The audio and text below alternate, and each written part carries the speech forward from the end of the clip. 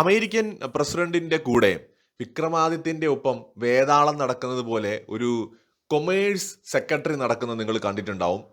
ഇയാള് ഒരു കടുത്ത ഇന്ത്യ വിരുദ്ധനാണ്. അയാളുടെ പേര് ഈ ഹോവാർഡ് ലുട്നിക് എന്നോ മറ്റോ എന്തോ ആണ്. സോ ഇയാള് ശരിക്കും പറഞ്ഞാൽ ഈ ട്രംപിനെ ഉപദേശിച്ച് വഴിതെറ്റിക്കുന്ന ഒരു ഒരു ആഭാസനായ മനുഷ്യനാണ്. ഇയാൾ പലപ്പോഴും ഇന്ത്യയെക്കുറിച്ച് മോശമായിട്ട് പല സ്റ്റേറ്റ്മെന്റുകളും പറഞ്ഞിട്ടുണ്ട്. ഇന്ത്യക്കെതിരെ കൂടുതൽ താരിഫ് ചുമത്തണമെന്നാണ് താൻ ആഗ്രഹിക്കുന്നതെന്ന് വരെ പറഞ്ഞിട്ടുള്ള ഒരു മനുഷ്യനാണ് ഇയാൾ. ഈ കൊമേഴ്സ് സെക്രട്ടറി ഇപ്പോൾ ഒരു അഭിമുഖത്തിൽ ഒരു കാര്യം പറയുന്നുണ്ട്. അതായത് ഇന്ത്യയും അമേരിക്കയും തമ്മിലുള്ള ട്രേഡ് ഡീല് അവസാന ഘട്ടത്തിൽ എത്തിയതാണ്. പ്രധാനമന്ത്രി നരേന്ദ്രമോദി പ്രസിഡന്റ് ട്രംപിനെ ഒന്ന് വിളിക്കണം എന്ന് ഞങ്ങൾ പറഞ്ഞപ്പോൾ അതിന് ഇന്ത്യ അൺകംഫർട്ടബിൾ ആയിരുന്നു. അതുകൊണ്ടാണ് ആ ഡീല് നടക്കാതെ പോയത് എന്നാണ് ഇയാൾ പറഞ്ഞത്. സോ ഇതെല്ലാം കാണുമ്പോൾ കുറച്ചേറെ കാര്യങ്ങൾ നമുക്ക് കണക്ട് ചെയ്യാൻ പറ്റും.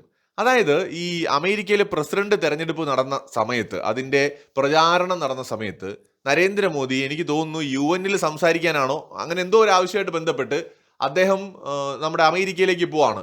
അപ്പൊ അമേരിക്കയിലേക്ക് അദ്ദേഹം പോകുന്ന സമയത്ത് അന്ന് ഒരു മാധ്യമത്തിന് നൽകിയ അഭിമുഖത്തിൽ പ്രസിഡന്റ് ട്രംപ് പറഞ്ഞത്, ഇപ്പോൾ ഇന്ത്യയിൽ നിന്ന് മോഡി വരുന്നുണ്ട്, എന്നെ കാണാൻ വരും, തീർച്ചയായിട്ടും എന്നെ കാണാൻ വരും, നമ്മൾ ഒരുപാട് കാര്യങ്ങൾ സംസാരിക്കും എന്നൊക്കെ പറഞ്ഞിട്ട് ഒരു അഭിമുഖത്തിൽ ട്രംപ് നേരിട്ട് പറഞ്ഞു. അതായത് മോദി ട്രംപിനെ കാണാൻ വരും, അമേരിക്കയിൽ എത്തിയാൽ വരുമെന്ന് ട്രംപ് പറഞ്ഞിരുന്നു. ബൈഡൻ ഭരണകൂടം അധികാരത്തിലിരിക്കുന്ന സമയമാണ്, തെരഞ്ഞെടുപ്പ് പ്രചാരണം നടക്കുന്നേ ഉള്ളൂ. അപ്പോൾ എന്തായാലും ഇന്ത്യയുടെ പ്രധാനമന്ത്രി പോയിട്ട് മുൻ പ്രസിഡന്റിനെ കാണുക എന്ന് പറയുന്നത് തീർച്ചയായിട്ടും അത് ഒരു ഔചിത്യക്കുറവ് അതിനകത്തുണ്ട്.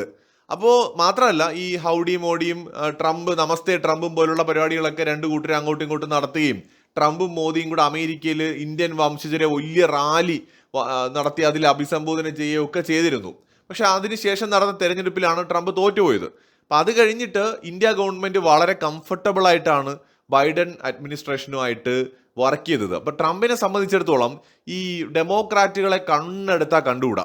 അപ്പോൾ അവരുമായിട്ട് മോദി വളരെ കംഫർട്ടബിൾ ആയിട്ട് ഡീൽ ചെയ്യുന്നത് ട്രംപിന് ഒട്ടും ഇഷ്ടപ്പെടാൻ സാധ്യതയില്ല. അങ്ങനത്തെ ഒരു അല്പത്തരം പിടിച്ച മനുഷ്യനാണ് ഇയാൾ.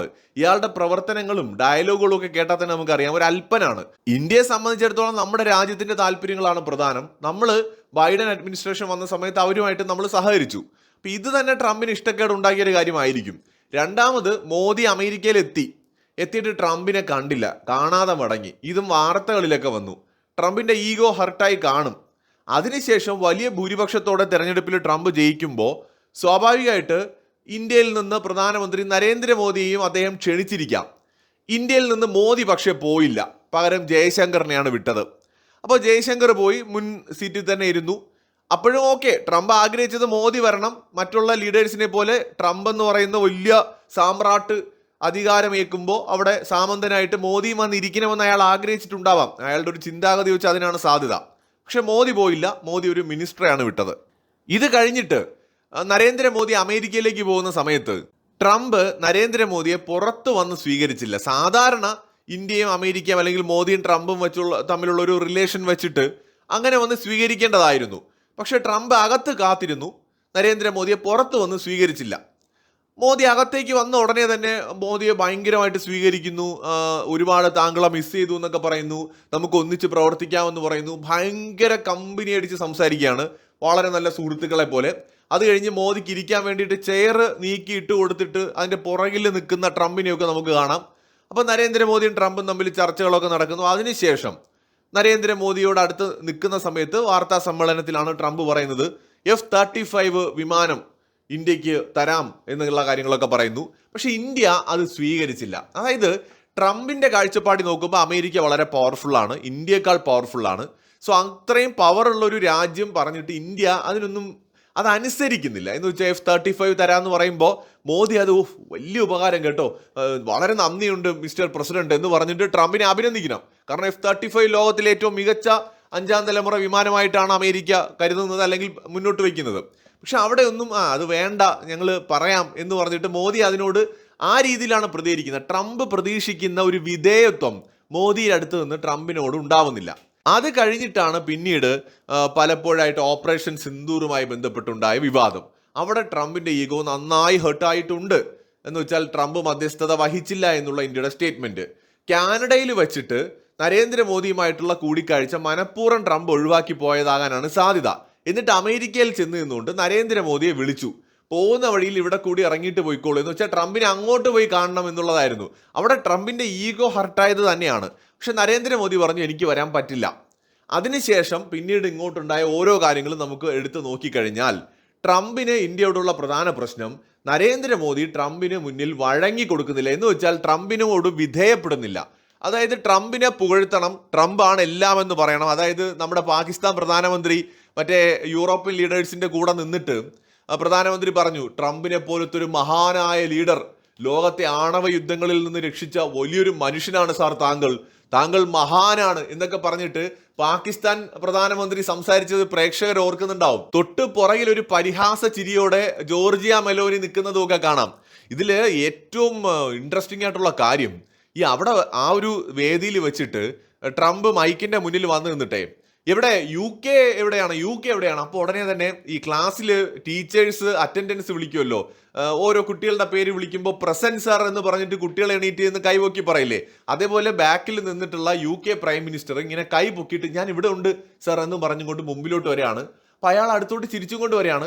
അപ്പൊ ട്രംപ് ഇങ്ങനെ അയാളോട് എന്തോ ഒരു കാര്യം ഇങ്ങനെ ചോദിക്കുന്നു. പിന്നെ അയാളെ മൈൻഡ് ചെയ്യാതെ തിരിച്ചു നിന്നിട്ട് ട്രംപ് അങ്ങ് സംസാരിക്കുകയാണ്, യു കെയെ കുറിച്ച് അങ്ങ് കുറ്റം പറയുകയാണേ.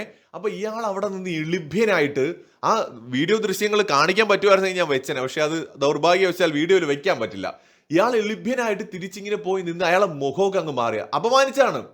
ഇതുപോലെയാണ് യുക്രൈൻ റഷ്യ യുദ്ധത്തിന്റെ ചർച്ചയ്ക്ക് വേണ്ടിയിട്ട് യൂറോപ്യൻ ലീഡേഴ്സിനെ, നമ്മുടെ മാക്രോൺ അടക്കമുള്ള യൂറോപ്യൻ ലീഡേഴ്സിനെ ട്രംപ് അമേരിക്കയിൽ വിളിച്ചു വരുത്തി. ബോസിന്റെ ചെയറിൽ ട്രംപ് ഇരിക്കുന്നു. മറ്റു ഭരണാധികാരികൾ ഈ ട്രംപിന്റെ ഉദ്യോഗസ്ഥരും കാഴ്ചയ്ക്ക് വേണ്ടിയിട്ട് ആൾക്കാരും ഒക്കെ വന്നു കഴിഞ്ഞാൽ ഇരിക്കുന്ന പോലെ മുമ്പിൽ ചെയറിൽ ഓച്ചാനിച്ചിരിക്കുന്ന ദൃശ്യങ്ങൾ. എന്ന് വെച്ചാൽ ട്രംപ് യൂറോപ്പിനെ റെസ്പെക്ട് ചെയ്യുന്നില്ല, യൂറോപ്യൻ ലീഡേഴ്സിനെ റെസ്പെക്ട് ചെയ്യുന്നില്ല. ട്രംപിന്റെ ആ ഒരു അധികാരത്തെ അല്ലെങ്കിൽ ആ മസിൽ പവറിനെ ഭയങ്കരമായിട്ട് കാണിക്കുകയാണ്. എന്ന് വെച്ചാൽ അമേരിക്കയാണ് മുകളിൽ എന്ന് ട്രംപ് സ്ഥാപിക്കുകയാണ്. ട്രംപിന്റെ ഈ ചേഷ്ടകളിൽ നിന്ന്, ട്രംപിന്റെ കൂടെ നിൽക്കുന്ന ആളുകളുടെ പ്രതികരണങ്ങളിൽ നിന്ന് നമുക്കൊരു കാര്യം വ്യക്തമാണ്. അമേരിക്ക ആഗ്രഹിക്കുന്നത്, മേക്ക് അമേരിക്ക ഗ്രേറ്റ് എഗെയിൻ എന്ന് വെച്ച് കഴിഞ്ഞാൽ അമേരിക്ക ആഗ്രഹിക്കുന്നത് എല്ലാവരും ലോകത്ത് റെസ്പെക്ട് ചെയ്യുന്ന ഒരു രാജ്യമായിരിക്കണം.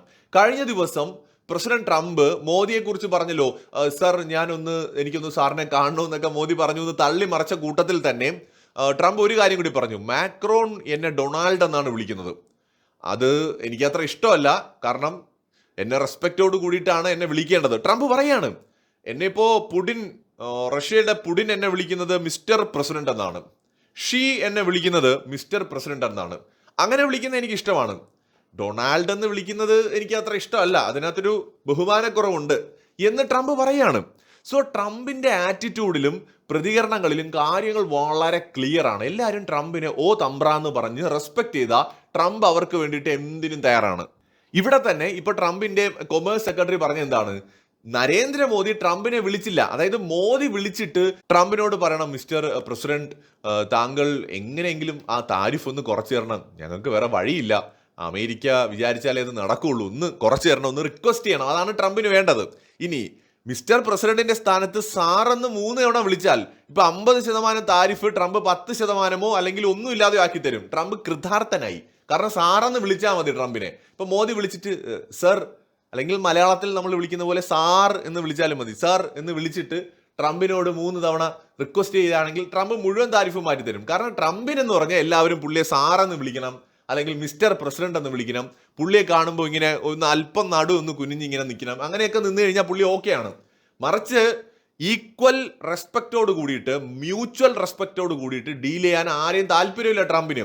അമേരിക്ക കുറച്ചെങ്കിലും ലോകത്ത് റെസ്പെക്ട് ചെയ്യുന്നത് നിലവിൽ റഷ്യയും ചൈനയുമാണ്. അതിന്റെ റീസൺ എന്ന് പറഞ്ഞു കഴിഞ്ഞാൽ റഷ്യയുടെ കൈവശം 5000-ലധികം ആണവായുധങ്ങളും ഭൂഖണ്ഡാന്തര ബാലിസ്റ്റിക് മിസൈലുകളും കണക്കില്ലാത്തത്ര സൈനിക ശക്തിയുമുണ്ട്. ചൈനയുടെ കൈവശം വലിയ രീതിയിലുള്ള എക്കണോമിക് പവർ ഉണ്ട്, മാനുഫാക്ചറിങ് പവർ ഉണ്ട്. ചൈന വിചാരിച്ചാൽ അമേരിക്ക ഒന്ന് വരട്ടാം, പ്രത്യേകിച്ച് റയർ എർത്ത് മിനറൽസിന്റെ കാര്യത്തിലൊക്കെ. അപ്പൊ അതുകൊണ്ട് ആ റെസ്പെക്റ്റ് ആണ് ഉള്ളത്. അതേസമയത്ത് ഇന്ത്യയെ ആ കൂട്ടത്തിൽ അമേരിക്ക കാണുന്നില്ല. കാരണം അമേരിക്കയ്ക്ക് നന്നായിട്ടറിയാം, ഈ രീതിയിൽ ഇന്ത്യ എക്കണോമിക്കലി ഗ്രോ ചെയ്യുകയാണെന്നുണ്ടെങ്കിൽ അടുത്ത 5-10 വർഷം കഴിയുമ്പോൾ ഇന്ത്യയും റഷ്യയും ചൈനയും പോലെ തന്നെ ഒരു മേജർ പവർ ആവും. ഇന്ത്യയെ സംബന്ധിച്ചിടത്തോളം ഇന്ത്യ സൈനികമായും സാമ്പത്തികമായും വളരും. റഷ്യയുടെ കേസിൽ സൈനികമായ വളർച്ച മാത്രമേ ഉള്ളൂ, സാമ്പത്തിക വളർച്ച കുറവാണ്. ഇന്ത്യ സൈനികമായും സാമ്പത്തികമായും വളരും. അപ്പോ ഇന്നിപ്പോ റഷ്യക്കും അതുപോലെ ചൈനയ്ക്കും കൊടുക്കുന്ന റെസ്പെക്ട് ഇന്ത്യക്ക് തരേണ്ടി വരും. ഈ നെഗോഷിയേറ്റ് ചെയ്യുന്ന സമയത്ത് ടേബിളിൽ അമേരിക്ക വയ്ക്കുന്ന ഡിമാൻഡുകളെ അക്സെപ്റ്റ് ചെയ്യുന്നവരെയാണ് അമേരിക്കയ്ക്ക് വേണ്ടത്. അല്ലാതെ അമേരിക്കൻ ഡിമാൻഡുകളെ എതിർക്കുന്നവരെയോ അല്ലെങ്കിൽ മറ്റ് ഡിമാൻഡുകൾ മുന്നോട്ട് വയ്ക്കുന്നവരെയോ അവർക്ക് ആവശ്യമില്ല. വിയറ്റ്നാമുമായിട്ട് ട്രേഡ് ഡീല് അമേരിക്ക പെട്ടെന്ന് തന്നെ പ്രഖ്യാപിച്ചു. കാരണം അമേരിക്ക പറഞ്ഞത് വിയറ്റ്നാം അനുസരിച്ചു എന്നുള്ളതുകൊണ്ടാണ്. ഇതാണ് നിലവിൽ ട്രേഡ് ഡീല് പ്രഖ്യാപിക്കപ്പെട്ടിട്ടുള്ള എല്ലാ രാജ്യങ്ങളുടെയും കേസിൽ. US പറഞ്ഞു, അവരനുസരിച്ചു. പാകിസ്ഥാൻ US പറയും, അനുസരിക്കും. ഇവിടെ ഇന്ത്യയുടെ കേസിൽ അല്ലെങ്കിൽ ചൈനയുടെ കേസിലൊന്നും അത് നടക്കാത്തത് എന്താന്ന് വെച്ചാൽ നമ്മൾ അങ്ങോട്ട് ഡിമാൻഡ് വയ്ക്കുകയാണ്. ഇപ്പം നമ്മൾ പറയുമ്പോൾ ട്രംപ് പറയാണ് ഇന്ത്യയുടെ അഗ്രികൾച്ചർ സെക്ടറിൽ അമേരിക്കൻ കമ്പനികൾക്ക് കടന്നു വരാനുള്ള അവസരം വേണം. ഇന്ത്യ പറയും പറ്റില്ല, നമ്മുടെ ഇവിടുത്തെ കർഷകരെ ബാധിക്കുന്ന കാര്യം നമുക്ക് ചെയ്യാൻ പറ്റില്ല. അപ്പൊ ട്രംപ് പറയും അതെങ്ങനെ ശരിയാവും, അതൊന്നും പറഞ്ഞാൽ പറ്റില്ല, തന്നേ പറ്റൂ. അപ്പൊ ഇന്ത്യ പറയും പറ്റില്ല, പകരം ഇന്നത് വേണമെങ്കിൽ തരാം. ഇത് നടക്കില്ല. അപ്പൊ ഇങ്ങനെ നെഗോഷിയേറ്റ് ചെയ്യുന്ന സമയത്ത് ഇന്ത്യ ഡിമാൻഡ് ചെയ്യുന്നതിനെ അമേരിക്കയ്ക്ക് ഉൾക്കൊള്ളാൻ പറ്റുന്നില്ല. കാരണം അവർ നോക്കുമ്പോൾ 4.2 ട്രില്യൺ US എന്ന് പറയുമ്പോൾ അമേരിക്കൻ എക്കണോമിയുടെ മുമ്പിൽ ഒന്നുമല്ല. പെർ ക്യാപിറ്റ എടുത്ത് ട്രംപ് നോക്കുന്ന സമയത്ത് ഏകദേശം 85,000 US അമേരിക്കക്കാരന്റെ ആളോഹരി വരുമാനം. $3,000 ഇന്ത്യക്കാർ ഞങ്ങളോട് ഡിമാൻഡ് ചെയ്യുന്നോ എന്നുള്ള ഒരു മനോഭാവമാണ്. എന്ന് വെച്ചാൽ ഈ സമ്പന്നരായിട്ടുള്ള ആളുകൾക്ക് സാമാന്യ മിഡിൽ ക്ലാസ്സിനെയോ അല്പം ഒന്ന് മിഡിൽ ക്ലാസ്സിന് താഴെ നിൽക്കുന്ന ആളുകളെയോ ഒക്കെ കാണുമ്പോൾ എല്ലാവരെയും അല്ല കേട്ടോ, ചിലർക്ക് തോന്നുന്ന ഒരു പുച്ഛവും അല്ലെങ്കിൽ ഞാൻ എന്തോ ആണെന്നുള്ള ചിന്തയും ഒക്കെ ഉണ്ടല്ലോ. അത് തന്നെയാണ് ഇവിടെ. അമേരിക്കയെ സംബന്ധിച്ച് അവർ വളരെ ശക്തരാണ്, ഒരുപാട് പൈസയുണ്ട്. ഇന്ത്യ അത്രത്തോളം ആയിട്ടില്ല. അപ്പോൾ ഈക്വൽ അല്ലെങ്കിൽ മ്യൂച്വൽ റെസ്പെക്റ്റിന്റെ ആവശ്യമില്ല എന്നാണ് ട്രംപ് കരുതുന്നത്. പക്ഷെ അത് ഇന്ത്യക്കും അക്സെപ്റ്റ് ചെയ്യാൻ പറ്റുന്നില്ല. എന്നാൽ നമുക്ക് പരിമിതികളുണ്ട്. നമ്മുടെ എക്കണോമിക് ഗ്രോത്ത് US വളരെയധികം ഡിപ്പെൻഡ് ചെയ്തിട്ടാണ്. കാരണം US ഏറ്റവും റിച്ച് ആയിട്ടുള്ള രാജ്യമാണ്. അവിടെയാണ് ഇന്ത്യയുടെ പരിമിതി. ഇപ്പൊ ഇന്ത്യ അമേരിക്കൻ പ്രസിഡന്റിനെ പിണക്കിയാൽ ഇന്ത്യയിലേക്ക് വരുന്ന ഫോറിൻ ഡയറക്റ്റ് ഇൻവെസ്റ്റ്മെന്റ് അടക്കമുള്ള കാര്യങ്ങളെ അത് കാര്യമായിട്ട് ബാധിക്കും. അത് നമ്മുടെ എക്കണോമിക് ഗ്രോത്തിന് വലിയൊരു തിരിച്ചടിയാണ്. അവിടെയാണ് നമ്മളെ നിസ്സഹായാവസ്ഥ. ശരിക്കും ഇന്ത്യ ഒരു നിസ്സഹായ അവസ്ഥയെ തന്നെയാണ്. കാരണം നമുക്ക് വേണമെങ്കിൽ മോദിക്ക് പറയണമെന്നുണ്ടാവും, ട്രംപിന് പച്ചയ്ക്ക് 10 എണ്ണം പറഞ്ഞ് ട്രംപിനെ ആടിച്ചിരുത്തണമെന്നുണ്ടാവും. പക്ഷെ മോദി പേഴ്സണലായിട്ട് ട്രംപിനെ പോലെ ഇത് എടുത്തു കഴിഞ്ഞാൽ ശരിക്കും അത് ഇന്ത്യക്ക് ഗുണം ചെയ്യില്ല. അവിടെയാണ് പ്രശ്നം. നരേന്ദ്രമോദി ഇത് പേഴ്സണലായിട്ട് എടുക്കാതിരിക്കുന്നത് സത്യത്തിൽ നമ്മളെപ്പോലുള്ള ഇന്ത്യക്കാർക്ക് നല്ലതാണ്. മോദി ട്രംപിനിട്ട് നല്ല 4 താങ്ങ് താങ്ങിക്കഴിഞ്ഞാൽ ഇന്ത്യ അമേരിക്ക റിലേഷൻ ഇതിനേക്കാൾ വഷളാവും. അത് ഇന്ത്യയുടെ എക്കണോമിക് ഗ്രോത്ത് 2047 എന്ന് പറയുന്ന നമ്മുടെ മിഷനെ ചിലപ്പോൾ 2060 തള്ളും.